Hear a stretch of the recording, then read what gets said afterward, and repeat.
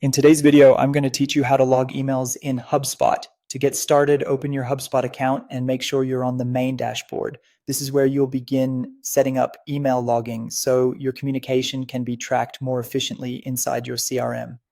Logging emails is helpful because it keeps conversations connected to the right contact records, making follow-up and team visibility much easier. Once you're inside HubSpot, click on Settings.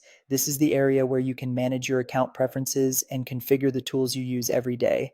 After that, stay on the General tab and click on Email. Here, you'll find the settings related to your personal email connection and email activity inside HubSpot.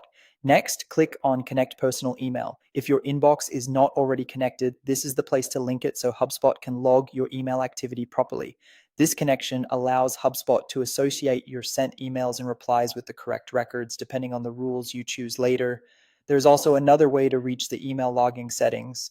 Instead of staying in the personal email section, you can click on Objects. This takes you into the settings for different record types and activity configurations within HubSpot. From there, click on the drop-down menu to view additional options, then select Activities. Activities include settings for emails, calls, notes, and other interactions that appear on contact and company timelines.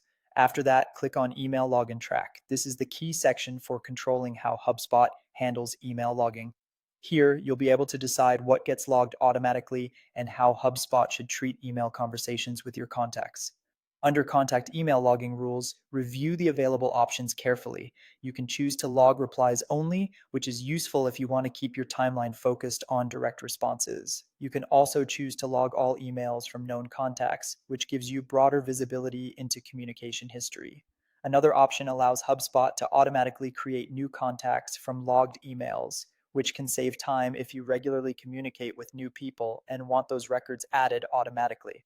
As you choose your settings, think about how your team uses HubSpot and how much email activity you want stored in the CRM. A more selective setup can keep records clean, while broader logging can give you a more complete communication history.